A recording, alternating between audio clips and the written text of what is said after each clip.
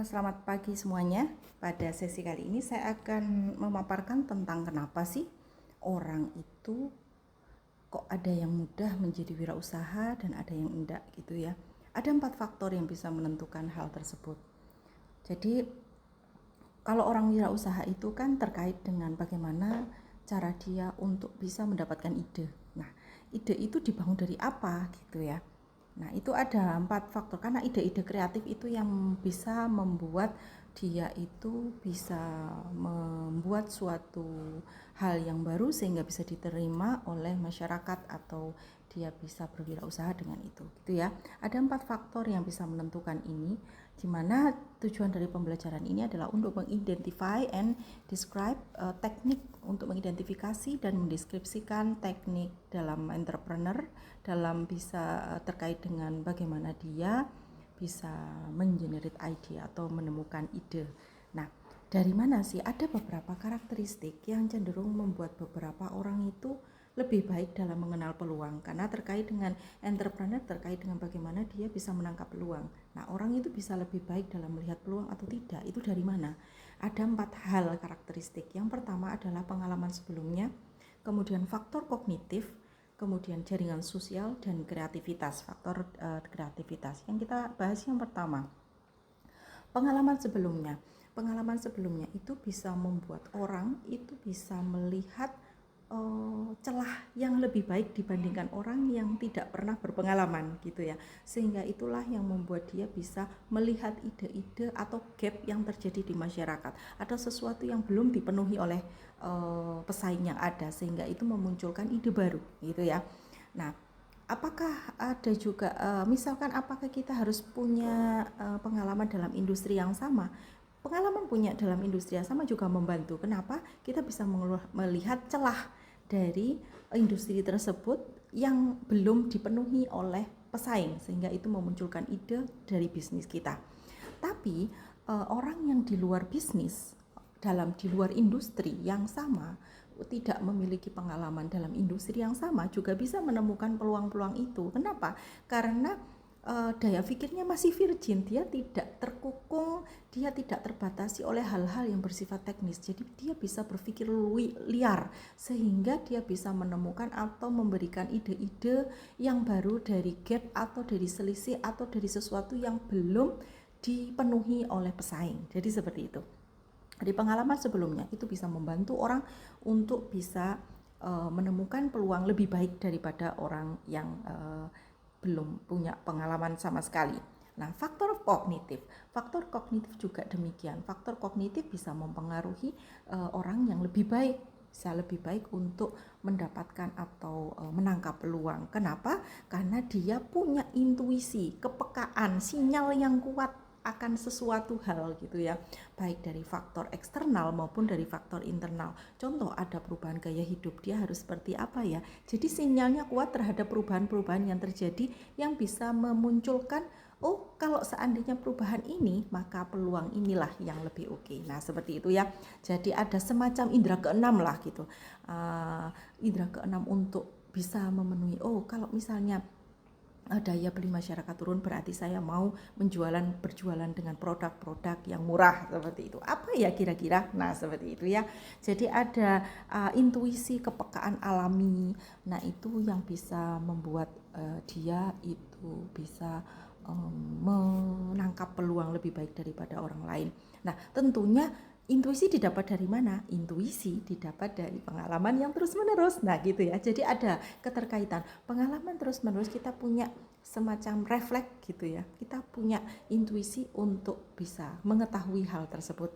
Kemudian yang ketiga adalah jaringan sosial. Jaringan sosial tentunya akan membantu seseorang untuk menemukan peluang usaha. Jaringan yang banyak, kita bisa tahu celahnya di mana. Kemudian ketika kita punya ide pun kita bisa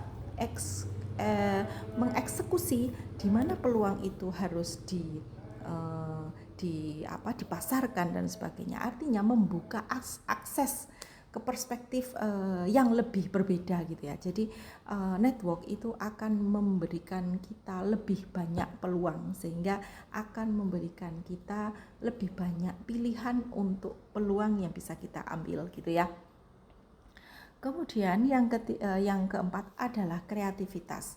Hal kreativitas itu apa? Kreativitas itu terkait dengan bagaimana kita bisa menghasilkan ide-ide baru.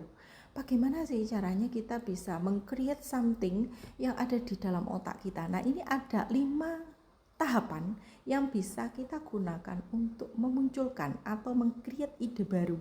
Itu seperti apa? Yang pertama adalah tahapan preparation. Ada 5 tahap menghasilkan ide kreatif. Yang pertama adalah tahapan preparation, yaitu di mana kita mengumpulkan, kita belajar lah, artinya kita mengumpulkan banyak ide dari faktor eksternal, dari faktor internal. Kita belajar dari banyak hal gitu ya, dari pesaing, dari produk itu sendiri, dari pemasok, dari dari pelanggan dan sebagainya. Kita masukkan terkait ide bisnis itu. Misalkan kita suka di fashion, maka kita baca banyak hal, memasukkan ke dalam otak kita banyak hal informasi terkait fashion ya. Setelah itu muntah atau sudah penuh gitu ya, kita sudah tujuan daripada tahap preparation adalah mengisi bahan bakar otak. Ketika otak itu sudah terisi banyak gitu ya, itu tahapannya adalah kita inkubasi. Yang itu inkubasi adalah tahapan kita istirahat dulu, jangan diisi dulu otaknya. Kita merenung. Dengan merenung artinya istirahat dengan banyak info. Nah, ide memang belum muncul, tetapi otak itu bekerja saat kita nongkrong dengan teman, saat kita keluar. Otak itu bekerja otomatis, itu akan mengkaitkan hal-hal yang terkait dengan peluang itu, gitu ya. Jadi sering terjadi saat orang itu santai, jalan-jalan atau aktivitas lain. Baru dia akan setelah masa inkubasi akan ada tahapan selanjutnya, yaitu insight. Insight di situ adalah munculnya yang namanya ide kreatif gitu ya. Ide kreatif sudah mulai muncul.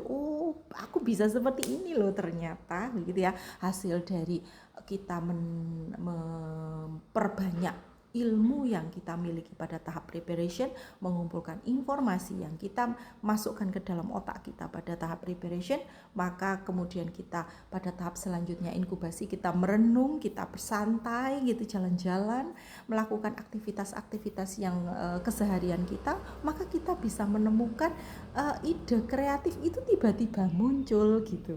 Bisa berupa solusi masalah, bisa berupa konsep bisnis, nah gitu ya.